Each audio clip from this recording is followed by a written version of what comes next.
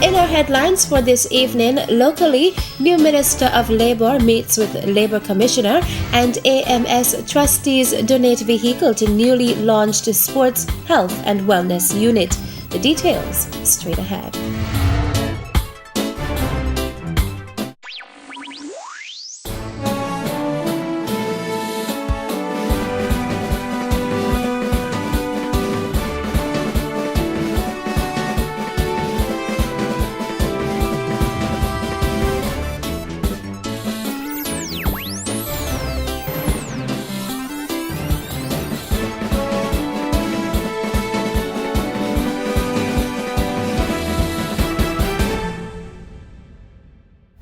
Good evening and welcome to the Nevis Newscast for today, Thursday, February 26th, 2015. I am Bronte Swanston Hendrickson. Newly appointed Minister of Labour in the Federation of St. Kitts and Nevis, the Honourable Vance Amory, says his ministry intends to bring to the Cabinet what it would like to see as new policies going forward. Labour Minister Amory, who is also Nevis's Premier, met with the Labour Commissioner yesterday to discuss a number of matters. I received a very full briefing from him dealing with the concerns which he has and some of the matters which we will have to address in respect of putting in place certain conditions which we will need to pursue to ensure that our labour force is properly educated, properly aware of what are their rights. Premier Amory highlighted a number of pertinent matters which were discussed. We also looked at the matter of severance payment for people who have to be terminated or to be severed from their work, and a number of other issues which are relevant for our working population to ensure that they are comfortable and that there's no discrimination, whether it's among the sexes or in terms of class of workers, and that the employers understand what is expected of them and their responsibility to the employees, and the employees also understand what is their responsibility to the employers. The meeting also addressed what the ministry can do to improve the quality of the labour force. And one of the things we talked about was the matter of the minimum wage, and I've asked him to look again at that in connection with the chamber and with the union to determine what really is a livable wage, so that when people become employed, that they can feel confident and we can feel confident that they will be able to, by the wages they earn, to live a reasonable, comfortable life. That was one of the issues. We also looked at the manner in which St. Kitts and Nevis could participate in the International Labour Organization and what that can do to help us in St. Kitts and Nevis to provide the kind of education for our people in St. Kitts and Nevis to ensure that we become part of the international labour force, so that when we have investors come, they know what we will want from them, and that we will be able to provide, good quality labour force, so that the investors are comfortable and that we get the maximum from them as well for our workers. Meantime, Premier Amory noted that the 9th regional meeting of Labour ministers is due to take place on Tuesday 3rd and Wednesday 4th March in the Bahamas.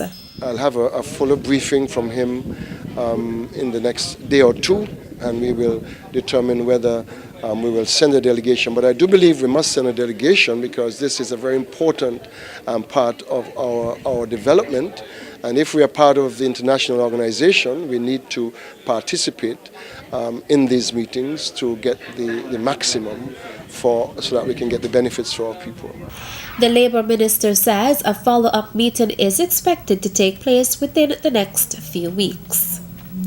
The Nevis Sixth Form College's Literary and Debating Society yesterday, Wednesday, journeyed to St. Kitts to take part in the 43rd Annual Leeward Islands Debating Competition, which will run from this evening, February 26th, to Sunday, March 1st. During a brief send-off at the Charlestown Pier, Premier and Minister of Education, the Honourable Vance Amory, offered his support to the team. I wish you all the best, and like Mr. Daniel, I know it's not easy to be participating in this event. I want to say to you that you just have to keep your focus. You've done your research, you've done your training, and I know that you will go and do your very best. I would like to be there on Friday evening when you participate in that debate. And I want to say to you, you have my full support, and you will have me being your number one supporter. May God go with you, and may you perform to the best of your ability as you participate in this debate. Director of the Nevis Sixth Form College, Pamela Pemberton, expressed her gratitude to the sponsors who are making the team's participation possible. I would like to take this opportunity to sincerely thank the Nevis Island government and all of our other sponsors. I would name some: the National Bank of St. Kitts Nevis, Bank of Nevis, First Caribbean International Bank, and the Development Bank, and a number of others, and all of those who supported our fundraising efforts. This venture is extremely expensive, and without the cooperation and contribution from all of the persons mentioned, it would not have been possible. Now, I would again like to appeal to everyone to come out to St. Kitts on Friday night, or if you cannot, listen to your radios or your televisions and give the team your fullest support. We have worked extremely hard to prepare, and I believe that they will make us proud. May God bless them as they go off to do battle for Nevis. Serena Brown, one of the 6 members of Nevis's debating team, pledged to do their best to capture the championship. And I would like to encourage everyone to come down to St. Kitts and rally with us in our hopes to take home the LIDC champion this year. Also wishing the students well were Permanent Secretary in the Premier's Ministry, Wakely Daniel, Principal of the Charlestown Secondary School, Edson Elliott, and staff sponsor, Joshua Brown. Meantime, the Leeward Islands debating competition commenced at 7 p.m. this evening at the St. Kitts Marriott Resort Ballroom, with the British Virgin Islands and St. Martin debating the mood the Caribbean region's failure to legalize marijuana is a colossal mistake. At 6 p.m. tomorrow, Friday, Anguilla and Antigua will debate the mood there should be stricter media censorship in Caribbean society, while at 8 p.m. Nevis will be coming up against St. Kitts to debate the mood discriminatory screening practices are necessary to reduce the spread of viruses new to the Caribbean region. Persons who wish to travel to St. Kitts to support Nevis's Literary and Debating Society are advised that the MV Caribbean Queen will make a special trip from Nevis at 4 p.m. tomorrow, Friday, and will depart St. Kitts 30 minutes after tomorrow's competition. Internet users can also view the LIDC via live stream at zizonline.com. Stay with us. We'll have more local news after this break. You are watching NTV!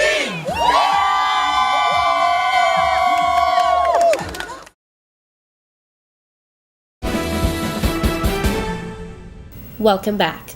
The Nevis Island Administration's Ministry of Social Development yesterday launched its Sports, Health and Wellness Shaw Program Unit with the handing over of a vehicle donated by AMS trustees at the grounds of the administration building in Charlestown. AMS trustees insurance manager Derek Lloyd handed over the keys to Junior Minister of Sports and Social Development, the Honourable Hazel Brandy Williams. AMS consider ourselves as a good corporate citizen. There's a lot of demands in the current climate for sponsorship and charitable contributions. As an organisation, we like to put something back into the community.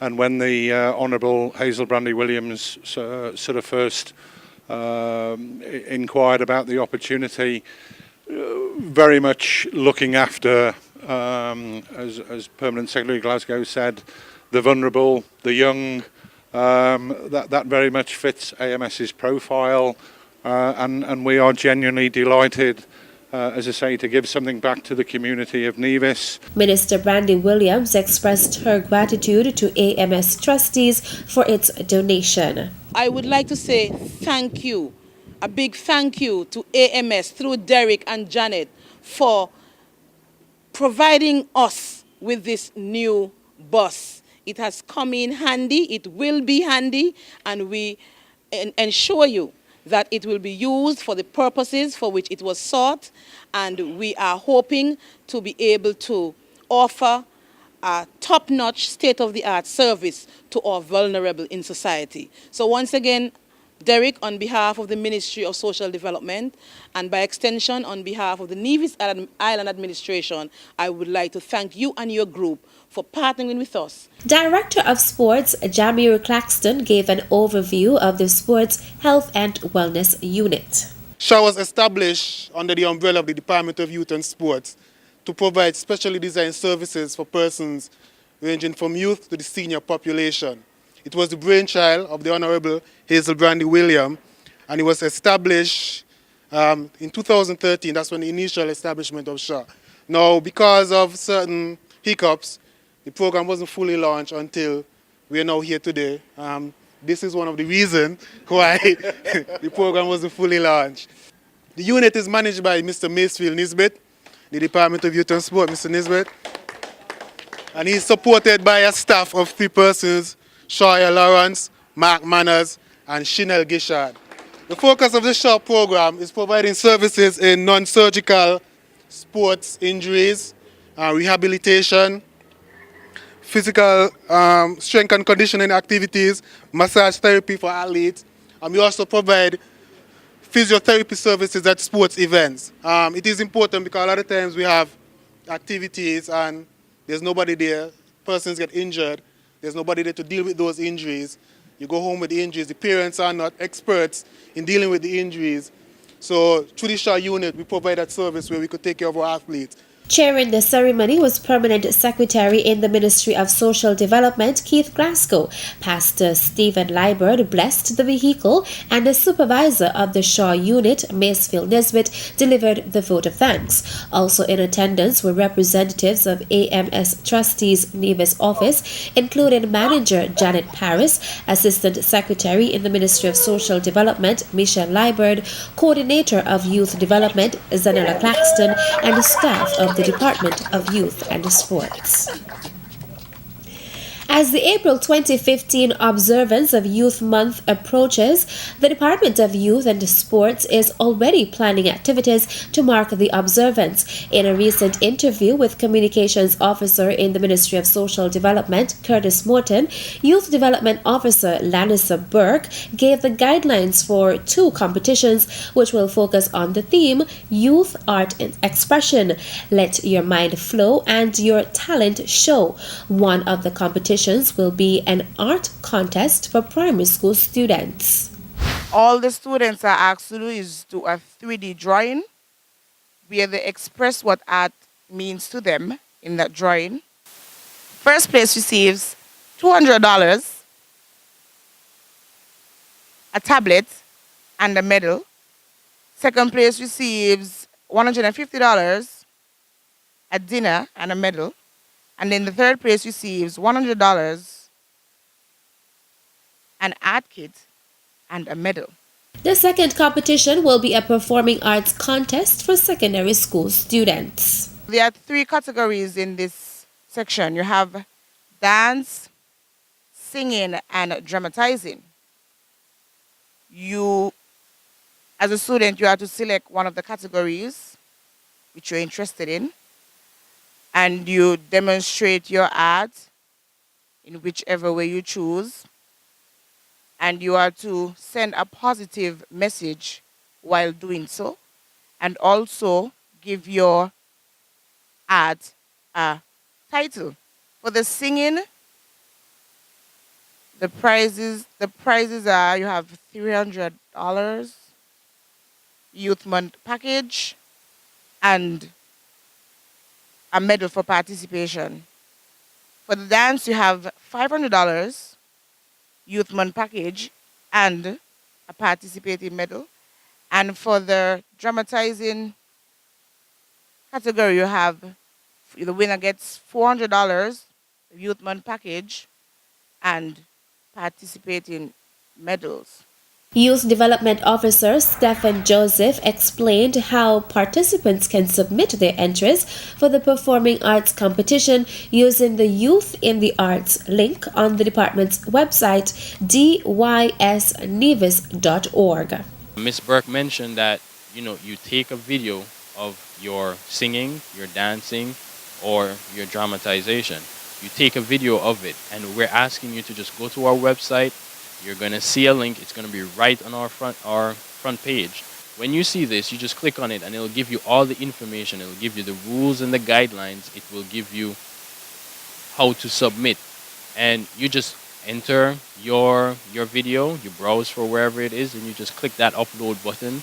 You fill out the form that's there, which would have your name, your age, which part of the competition that you're looking to enter, whether it be singing, dancing, or drama, and then a little bit about the clip. It'll also include the title that Miss Burke mentioned, something catchy, something nice, something useful that you can just add there, and you just submit that, and you will get an email confirming that you have submitted it and that we have received it. Registration for both competitions will open tomorrow, Friday, February 27th, and participants will have until Friday, March 27th to submit their entries. Joseph is also encouraging persons to use the website to register for updates of the department's programs. The Nevis Culturama Committee has extended the deadline for the Culturama 41 slogan competition. The original deadline was February 16th. Executive Director of the festival's Secretariat, Antonio Liburd, says the committee is giving Division residents an additional 2 weeks in which to submit entries. We are aware that at the time that the slogan competition should have ended, that persons were focused on the recently concluded federal elections.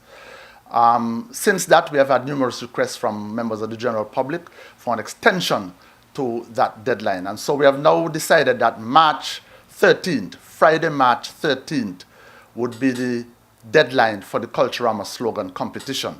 Just a reminder that slogans should be short and should be catchy to reflect the true spirit of Nevis's Culturama Festival.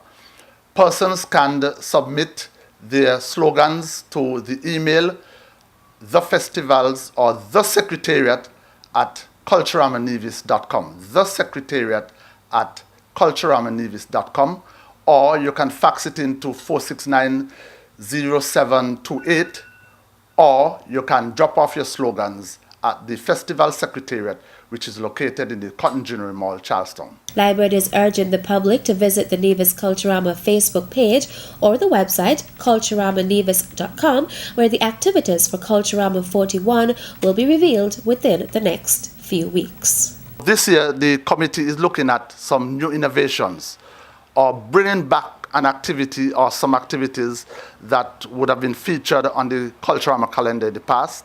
We have not yet sat as a committee to firm up these arrangements, but persons can expect an exciting calendar. We are coming off of Culturama 40 when persons were thoroughly entertained with the numerous activities that we had for Culturama 40, and we would not want to go below what we gave you last year. And so we are seriously looking at some new innovations and bringing back an activity that was once part of Culturama. Culturama 41 is scheduled to run from July 23rd to August 4th.